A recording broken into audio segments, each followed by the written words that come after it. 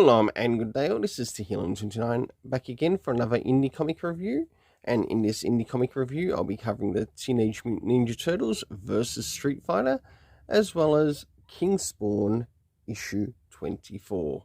So that's issue 2 of the crossover and issue 24 of King Spawn. I'll now get things organized for the comic that I'll be reviewing first. So, as we jump into the first one, does this cover in any way, shape or form connect to something that is happening inside with the story? Sure enough it does, to which I give a 7.5 out of 10. Now it's time to move into the internal art, which we'll have a look around the beginning, middle and end of the story.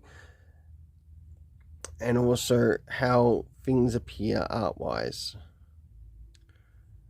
So as we jump into the beginning of the story, we get a bit of a fight between Raphael and also Guile, and of course the rest of the teammates turn up for practically both of them. Until, of course, we get to see Bison back in the scene with Baxter Stockman. Jumping towards the middle of the story, we get to see a bit of a big fight out take place. As things spice up and fire up in this story, to which in this case, a member of the Turtles gets kidnapped, as well as a member of the Street Fighters. And last but not least, we move towards the end of the story, to which the Turtles have realized that one of them brothers are missing, and can they kill off Jenica in this? It would make the story more exciting. It would make more sense for Uruku Saki's daughter to be transformed to a turtle than whoever this loser Jenica is. Just saying.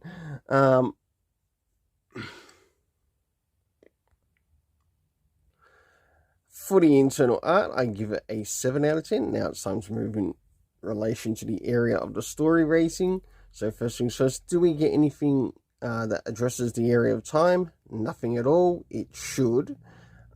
Next is the locations, to which we get the tournament room, to which the tournaments are being held, or the tournament arena, and the villain headquarters, to which we're not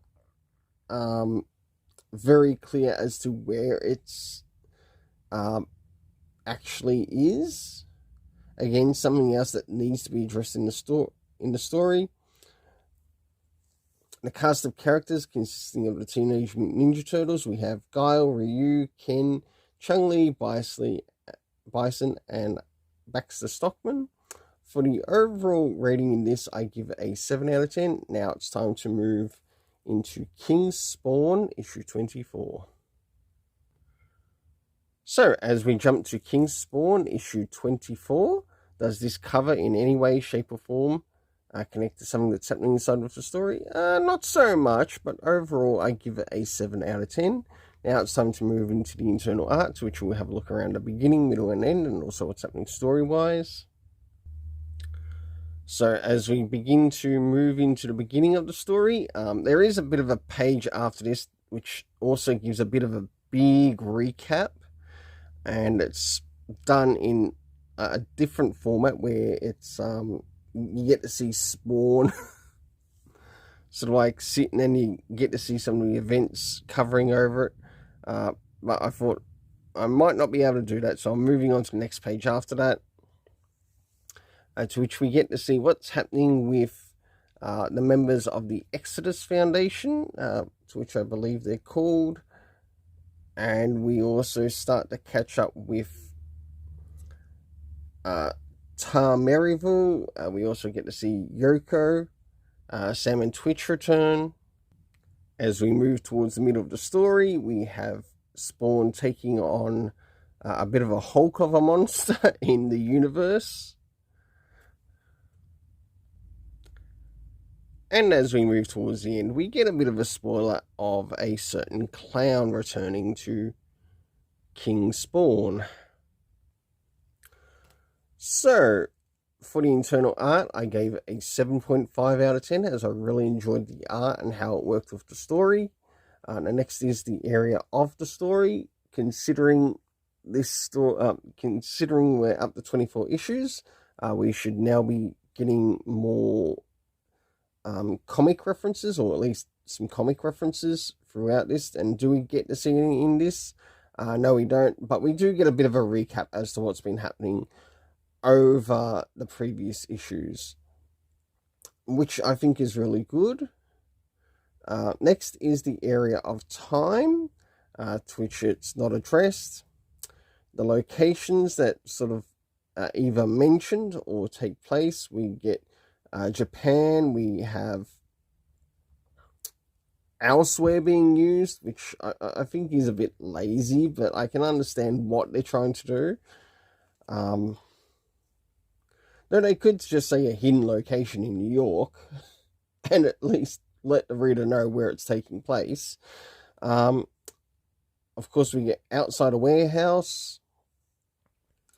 The key cast of characters are Spawn, Tar Merivale, Yoko, Sam and Twitch, Cyan, Terry, Jericho, and last but not least, the Clown. For the overall story rating in this, I give it an 8 out of 10. I must admit, I think I enjoyed this issue a little bit more than previous issues, and compared to what I read before, this has actually taken a really big jump. So, great job with this story. Until then, let's keep it colourful and have yourself an awesome day.